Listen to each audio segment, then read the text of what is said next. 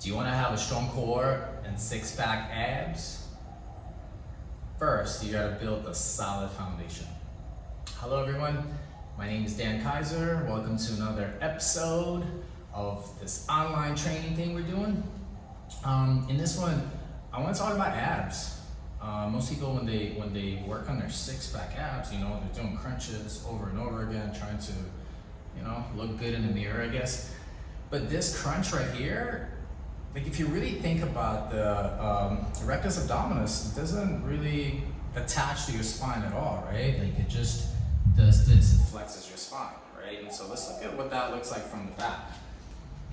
Okay, so this is what we're dealing with. And if you consider that the saying that practice makes perfect, well, I'm here to tell you that practice makes permanent. And so the more you work on your six-pack abs, ignoring all the deeper kind of stabilizing muscles that really support your spine, and those are the ones we're going to get into in this video in a minute.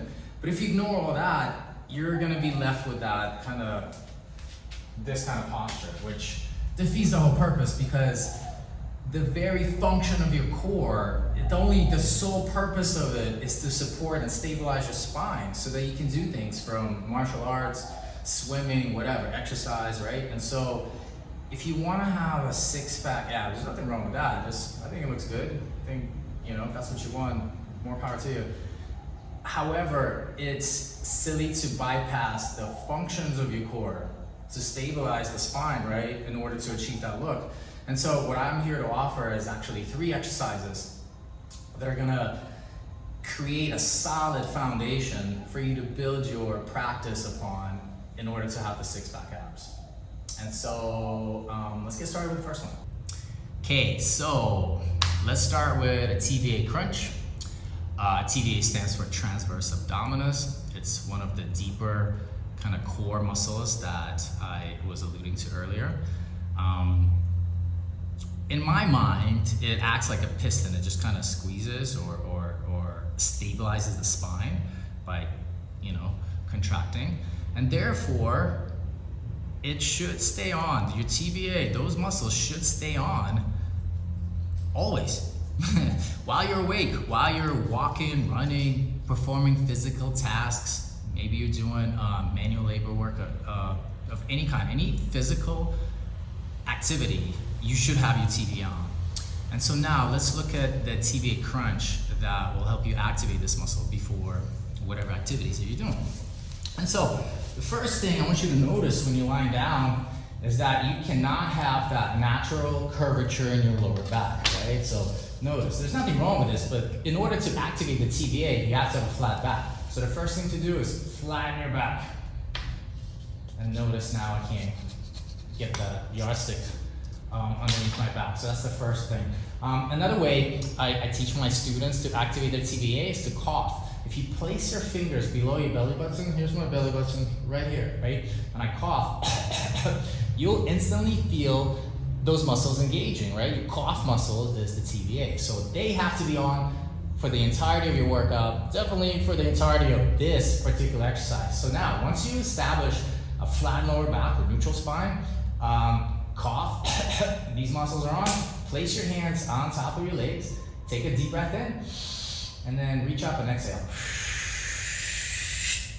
If you do this correctly, you won't be able to come up too much higher than the knee, right? And then inhale on the way back down, return to neutral. So as I come up, I'm building tension. I'm creating as much tension in that TVA as I can. And then I'm trying to hold on to that tension as I come down. Inhale. As we normally breathe, right? I want you to breathe as you would normally. So exhale, inhale. Notice how my shoulders and my head touch at the same time. Exhale, inhale.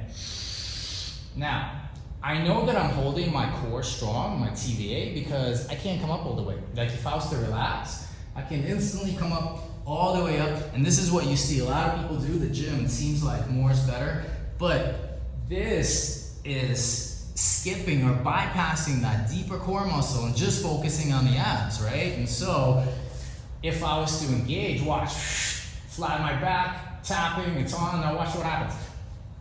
It's gonna pull me right back down because these muscles are not gonna let my back to curve, which has to happen in order for me to come up all the way, right? So you know you're doing this right when this is the limit. I mean, depending on your arm length and I guess the length of the femurs, right? Your bones and your legs, like this may vary. Some people might be here, some people might come up a little bit more. But the point is you shouldn't be able to come up all the way when you're doing this correctly. So I recommend about 15 to 20 reps of TVA activation before any physical activity. Okay, so for the second exercise, we're gonna focus on the glutes. Now, most people don't even realize that glutes is part of the core. In my opinion, it's one of the most important part of your core, in that the transverse abdominis we talked about earlier stabilize your spine, right? The glutes will stabilize your hips, in addition to actually pushing you forward when you run, when you jump, when you're performing any kind of activity. So it's more of it has both. It has a stabilizing component and a dynamic component that actually helps you perform better. And so it's one of the other muscles actually that is underutilized when we sit, right? For the same reason as the TVA, like there's no reason to support your spine when you're sitting, right? Because you're not, like, what's the point? You're already sitting on something stable. Well, obviously the same goes for the glutes, in that why would you use them when you have this nice either floor or chair underneath, right? So they also go to sleep. So for this, in this exercise, we're gonna focus on how to activate your glutes. Okay, I call this marching bridges. And so similarly to the first exercise, TVA Crunch, you have to flatten your back, right? Flatten your back. And now I want you to lift your hips up one vertebra at a time. And it looks like this. You go from the lowest all the way up. So what you're looking for is a straight line from your knee all the way to the shoulder, right? If I was to let my hips come down, everything touches the ground at the same time, right? This would be incorrect. Lifting my hips up like this would be incorrect, and you'd be forced to fix it by tucking your hips, engaging your TVA, right? That's the first exercise you'll learn how to do that. Or you could simply flatten your back, lift your hips up one vertebra at a time, and now you're in this like shoulder bridge position. Here comes the marching portion. I'm gonna stabilize with my right glute and straighten my left leg. The moment this foot hits the ground, I'm gonna flex, engage my left glute, and now I'm straightening my right leg. So basically what's happening here is I'm asking my right glute to stabilize both hips, right? And now my left glute is gonna stabilize both hips. Now, a mistake would be to let the hip drop. So if I'm not stabilizing, you'll see this maybe at first while you're doing this exercise, you might see this. So what I encourage you to do is flex, engage your glute as much as you can. Right before, like as soon as the heel hits the ground, tighten your butt, straighten your leg. And so you can have your elbows on the ground, you can keep your arms in the air, just like this, focusing on your right glute, stabilizing both hips, left glute, stabilizing both hips. Marching bridges are to be performed for 20 repetitions right after your TVA Crunch. All right, and the last exercise we're gonna focus on in this series is the plank. Now, there's a lot of misconceptions about the plank. Some call it a really good or one of the best postural exercises. Some claim you can lose belly fat doing it. Honestly, the only thing the plank will provide you with is a mental understanding of neutral alignment. But unless you're a swimmer that faces the ground and swims and keeps that plank consistently in their sport, it's not going to translate into any kind of sports when you're standing up, and you'll actually have to practice a standing plank. But again, this exercise or this video is more about just the fundamentals, the foundations of your core, right? And so in order for you to have a strong core in a plank, in order for you to understand what a plank is, I want to introduce you to one of my favorite training partners, this dowel, and you'll see in a second how helpful this thing can be in order for you to understand the whole idea behind this plank. Okay, so first of all, let me show you the way I set up the plank. I don't like to hold my hands, right? Like you'll see people doing this, but then I noticed that that'll give you an opportunity to use your arms more, right? Again, this is a core exercise, so hands are apart. Anytime you see people's shoulders in front of their elbows, again, that's all arms. So the further the shoulders are behind the elbows, the harder it becomes. But again, neutral is right here, shoulder right above the elbow. The other thing I see a lot is after a while, this happens, the arch in the back, right? Like this is not a plank. And the idea is not to just hold on to your, whatever this is, whatever exercise you're doing as long as you can. Always the point is to perform the exercise with perfect form until you can't do it anymore, because then once your core can no longer stabilize your proper alignment, or your neutral alignment, I should say, you're done. You should get out of it, right? So don't worry about the time. What you should focus on more is perfect form. And so here's how you do it with this dowel, right? I'm gonna try to put this on me. So you'll notice here that I'm arching my back, right? And so I can feel it. And so what I'm gonna do is tuck my hips and pinch my shoulder blades together. So now I can feel that my back is perfectly neutral. So I have to draw my navel in, just like with the first exercise, transverse abdominis, right? TVA is in, belly button is in. It's almost like I'm trying to pull my belly button up to the stick. I have to pinch my shoulder blades together, right? And I have to, with the glutes, it's optional. Honestly, at a certain point, you won't need to use your glutes, but it's okay if you need to use them in this position. The most important thing is to keep straight alignment, straight posture, right? 3 points of your body are hitting the dowel. My head, my mid-back, right between the shoulder blades, and the lower back. And then occasionally, like if this starts to happen, I can feel I'm sagging. I'm gonna tuck my hips, pinch my shoulder blades, and that's it. And as long as I can hold that connection with the dowel, I'm gonna hold my plank. Once I start to lose it and I can't fix it, I'm gonna put my knees down, it's over, right? So ideally, you do the plank for about a minute. Honestly, I know there's people that do it for 3 minutes and 5, but if you can hold your plank for a minute, I would rather progress you, making it a little bit tougher. Because, well, look at it this way. Let's say you're a sprinter and you're doing your sprints. If you want to enhance your sprinting, you're not gonna increase the distance, right? Because if you keep doing that, ultimately you're gonna turn into a marathon runner. And so adding time to an exercise to progress is not always the best choice. So I would recommend doing your plank for a whole minute.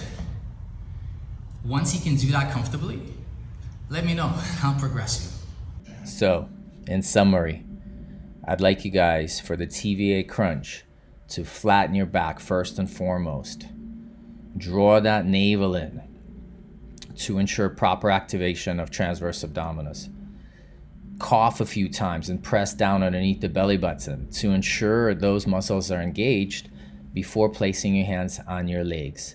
Then on the exhalation, slide up as high as you can, building tension. So exhale, build tension on the way up, and then hold on to all that tension on the way down as you inhale. Exhale on the way up, inhale on the way down. This exercise to be performed for 15 repetitions, followed by marching bridges. The setup is very similar. The back's flat on the ground. You're to lift your hips up one vertebra at a time to create a straight line from your knee to the shoulder.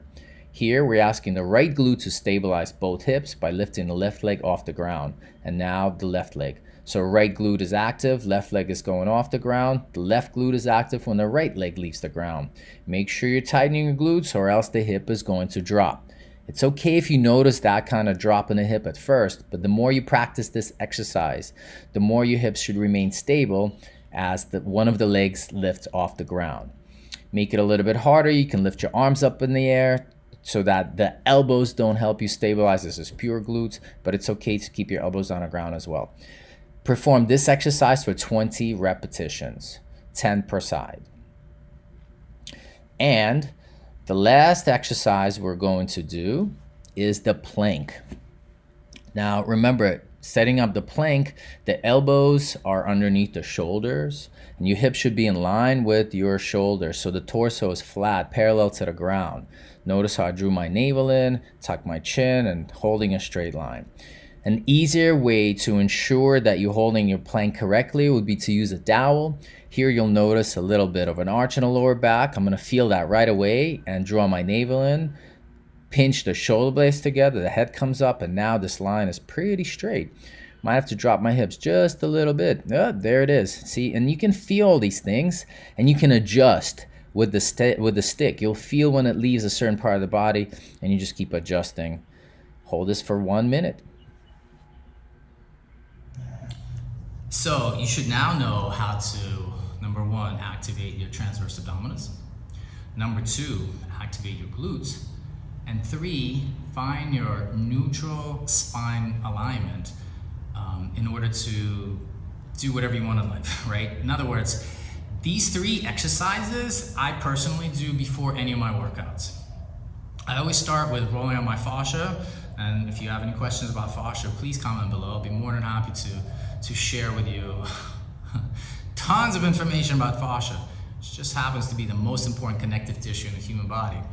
And so after I work on my fascia, the second thing I do is I activate my core. And these 3 are before I perform these 3 before every exercise. Again, this is not to teach my body anything that it doesn't already know. It's to remind it how to use its functional core muscles to perform all these different exercises and movements, right?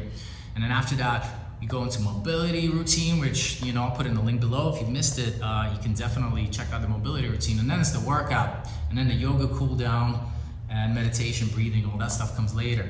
But these 3 core exercises I do before every one of my workouts, so to all of my students. And that's what I recommend you do as well. Whether it's before doing yard work, whether it's before you go surfing, swimming, whatever physical activity, maybe you're just playing volleyball with your kids, I strongly recommend you activate your core to remind it to support your spine while you're doing all the crazy stuff that you like to do. Anyways, I hope you found this video informative. If you like anything at all about it, please give me a thumbs up. Please subscribe to the channel if you haven't yet. Because remember, I am dedicated to sharing all of the things that I've learned over the years, all the things that I'm learning every single day. It's all coming on here. Everything is coming on YouTube. And so please stay tuned and let me know if there's anything that you're interested in. See you next time. Aloha.